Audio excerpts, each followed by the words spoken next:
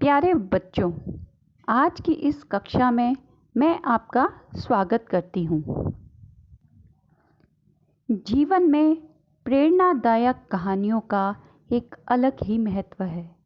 जीवन में अक्सर ऐसे क्षण आते हैं जब हम स्वयं को निराशा के भंवर में फंसा हुआ पाते हैं।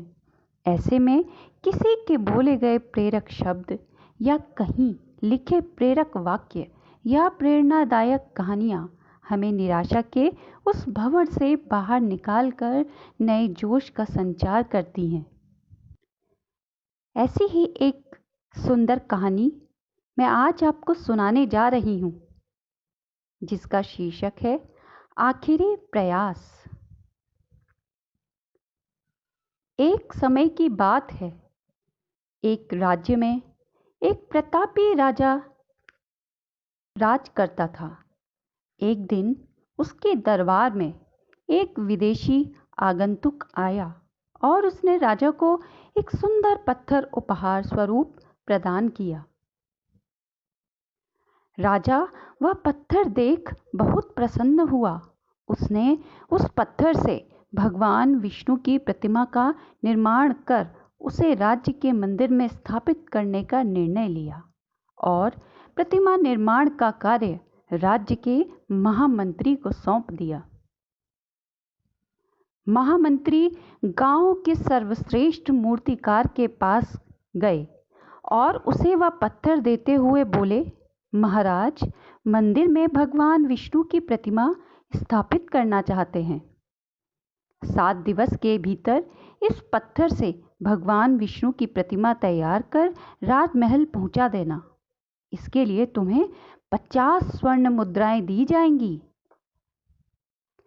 50 स्वर्ण मुद्राओं की बात सुनकर मूर्तिकार खुश हो गया और महामंत्री के जाने के उपरांत प्रतिमा का निर्माण कार्य प्रारंभ करने के उद्देश्य से अपने औजार उसने निकाल लिए। अपने औजारों में से उसने एक हथौड़ा लिया और पत्थर तोड़ने के लिए उस पर हथौड़े से वार करने लगा, किंतु पत्थर जस का तस रहा। मूर्तिकार ने हथौड़े के कई वार पत्थर पर किए, किंतु पत्थर नहीं टूटा। 50 बार प्रयास करने के उपरांत मूर्तिकार ने अंतिम बार प्रयास करने के उद्देश्य से हथौड़ा उठाया, किंतु यह सोचकर हथौड़े पर प्रहार करने के पूर्व ही उसने हाथ खींच लिया कि जब 50 बार वार करने से पत्थर नहीं टूटा तो अब क्या टूटेगा। वह पत्थर लेकर वापस महामंत्री के पास गया और उसे यह कह वापस कर आया कि इस पत्थर को तोड़ना नामुमकिन है, इसीलिए इससे भगवान विष्णु की प्रतिमा नहीं बन सकती।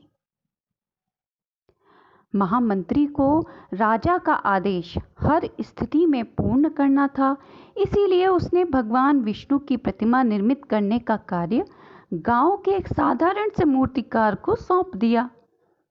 पत्थर लेकर मूर्तिकार ने महामंत्री के सामने ही उस पर हथौड़े से प्रहार किया और वह पत्थर एक बार में ही टूट गया। पत्थर टूटने के बाद मूर्तिकार प्रतिमा बनाने में जुट गया। इधर महामंत्री सोचने लगे कि काश पहले मूर्तिकार ने एक अंतिम प्रयास और किया होता तो सफल हो गया होता और जो 50 स्वर्ण मुद्राओं का जो पुरस्कार था वह ही उसका अधिकारी होता। तो बच्चों, आपने इस कहानी से क्या सीखा? हम भी अपने जीवन में ऐसी परिस्थितियों से दो चार होते रहते हैं। कई बार किसी कार्य को करने के पूर्व या किसी समस्या के सामने आने पर उसका निराकरण करने के पूर्व ही हमारा आत्मविश्वास डगमगा जाता है और हम प्रयास किए बिना ही हार मान लेते हैं। कई बार हम 1-2 प्रयास में असफलता मिलने पर आगे प्रयास करना ही छोड़ देते हैं, जबकि हो सकता है कि कुछ प्रयास और करने पर कार्य पूर्ण हो जाता या समस्या का समाधान हो जाता। यदि जीवन में सफलता प्राप्त करनी है तो बार बार असफल होने पर भी तब तक प्रयास करना नहीं छोड़ना चाहिए जब तक सफलता नहीं मिल जाती। क्या पता जिस प्रयास को करने के पूर्व हम हाथ खींच लें वही हमारा अंतिम प्रयास हो और उसमें हमें कामयाबी प्राप्त हो जाए। अर्थात बच्चों, हमें कभी भी हिम्मत नहीं हारनी चाहिए। हमें लगातार प्रयास करते रहना चाहिए जिससे कि हम अपने उद्देश्य को प्राप्त करने में सफल हों। यहाँ मैं आपको एक छोटी सी सुंदर सी कविता सुनाऊंगी जिसे सुनकर आपका मन साहस से भर जाएगा।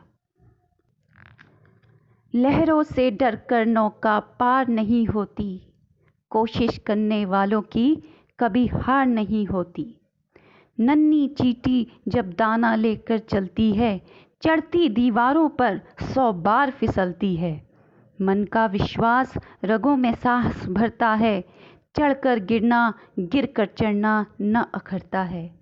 आखिर उसकी मेहनत बेकार नहीं होती, कोशिश करने वालों की कभी हार नहीं होती। डुबकियां सिंधु में गोताखोर लगाता है, जा जाकर खाली हाथ लौट कर आता है। मिलते नहीं सहज ही मोती गहरे पानी में, बढ़ता दुगना उत्साह इसी हैरानी में।